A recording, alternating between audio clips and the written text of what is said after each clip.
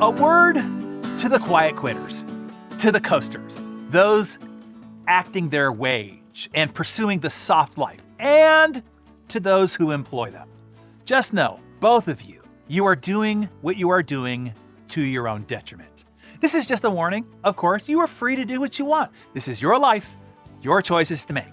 I just want to point out some choices come with disappointing consequences, and I just want you to be aware. That's all.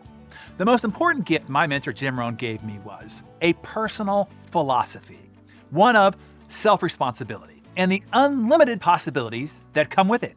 And one of the most important principles of that philosophy was always do more than you are paid for as an investment in your future. Do more than you are paid for. More, he said with emphasis. Here's why. In an open, democratic, free society, the marketplace is a ladder to climb. It starts at the bottom at, $7.25 an hour federally? A dozen states have mandated that it's $15 an hour? Whatever. And there is a continual debate about what that number should be. I say it doesn't matter where it starts unless you plan to stay at the bottom for the rest of your life. As Jim Rohn said, it's not a bed. You don't have to lie there. It's a ladder, one that you can climb as high as you want. And it's a hell of a high ladder. From $15 an hour to Elon Musk earning $121 billion in a single year. From $15 to $121 billion. You got to admit, that's a hell of a ladder. One that is available to all of us. All those, that is, willing to climb. Elon himself was an immigrant born in South Africa, so brutally bullied in his childhood that he was hospitalized after being thrown down a flight of stairs. Elon started at the bottom of the ladder, working odd jobs on a farm, at a lumber mill in Saskatchewan, Canada. But he didn't coast or lie flat or act his wage. He kept climbing. 2 internships followed, then a startup where he sacrificed a lot. And he kept climbing and climbing and climbing, sometimes falling back several rungs on his attempt to climb. But the point is not about Elon. It's about the ladder. So, how do you climb the ladder, you ask?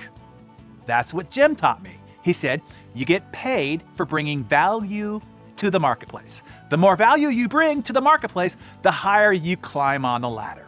It's that simple. And that is why you always want to do more than you are paid for. Why? As an investment in your future, to become more valuable. The more valuable you become, the more you will get paid. While we are all created equally in the sight of God, we are all not equal in the marketplace. You need to know that. While you might be a valuable brother, sister, friend, neighbor, sure, if you're not very valuable in the marketplace, you don't get much money. In the marketplace, you have to climb. And the way you climb is becoming more valuable. Is one person worth paying $121 billion to? Evidently, to the marketplace, they are. How? Well, if you start a company, 3 companies, in fact, from scratch that didn't exist in the world before, and they become worth more than $1 trillion, as Jim would say, 121 billion is chicken feed. Once again, this is not about Elon, okay? It's not about his antics, his companies, or whether he deserves his wealth or not. This is about the opportunity to climb, as he did, as we all can. Heck, as I have. I'm a kid born of a mother who didn't want him, a father who was well-intended but ill-equipped, raised in a lower middle-class family with strife and chaos and dysfunction. No particular genius or skill, no privileged contacts or connections, no blue blood, no pedigree, no Ivy League degree. But the gift that I was given was a philosophy, one that taught me I can climb. And climb I have to wealth and the freedom to spend my time attempting to help you on your climb. That is if you want to climb, and if you will climb. Of course, you're free to do what you want. This is your life, your choices to make. Just know, you make your choices, and then those choices make your life.